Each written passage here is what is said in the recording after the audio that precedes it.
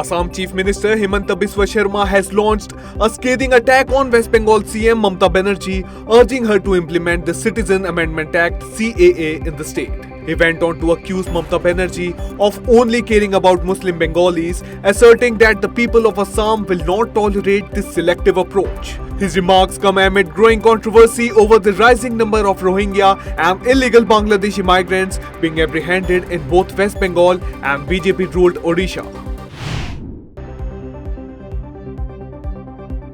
The United States has designated the Resistance Front (TRF), a Pakistan-backed group responsible for the Pahalgam attack, as a foreign terrorist organization and a specially designated global terrorist. This decision, taken at the request of the US President Donald Trump, marks a major diplomatic victory for India. US Secretary of State Marco Rubio issued a statement confirming the designation and called it an act of justice for the victims.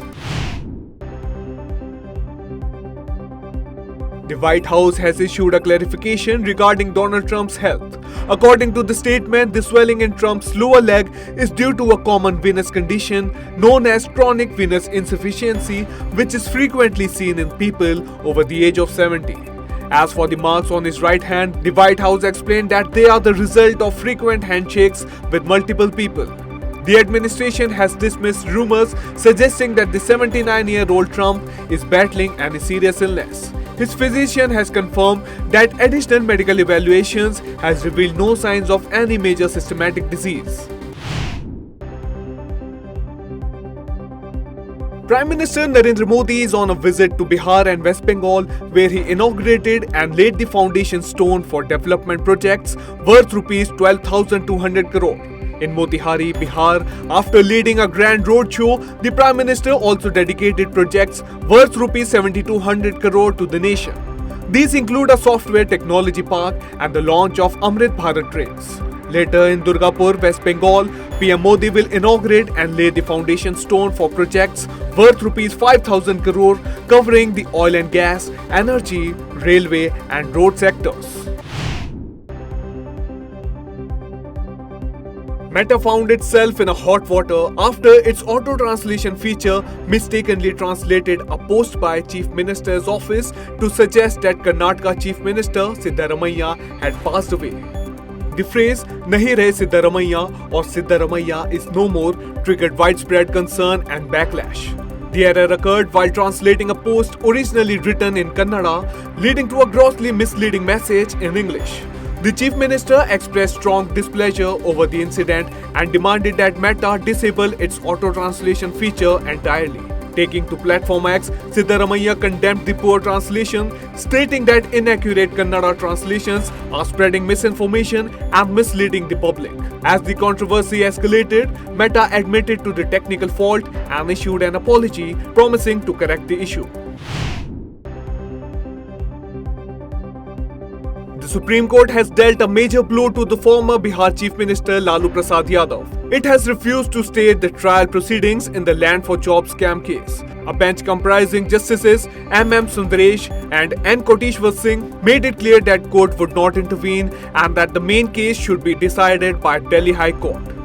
However, the Supreme Court allowed Lalu Prasad Yadav exemption from personal appearance during the trial and requested the High Court to expedite the hearing of his case.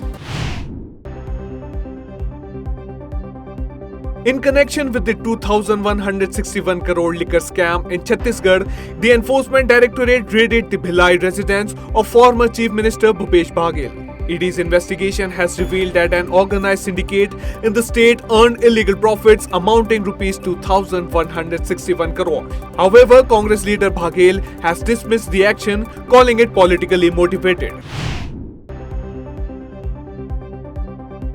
Security forces in Manipur have arrested 2 militants belonging to the banned insurgent groups for their involvement in extortion activities.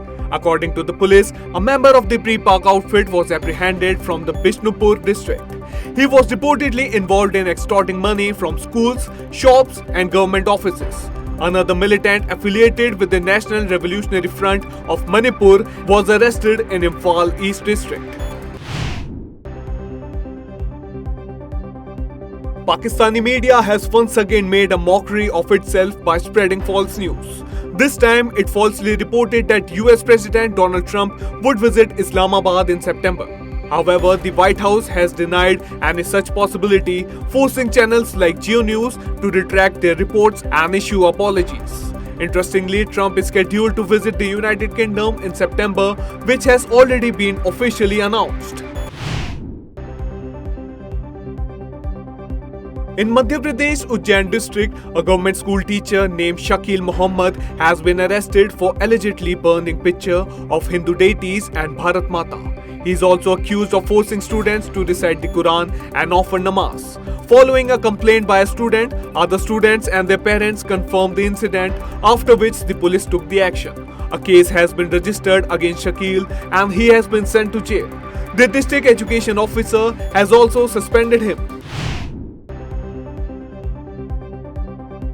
Panic gripped the city after more than 20 schools in Delhi received bomb threat emails. Police and bomb squads rushed to the locations and promptly evacuated the schools.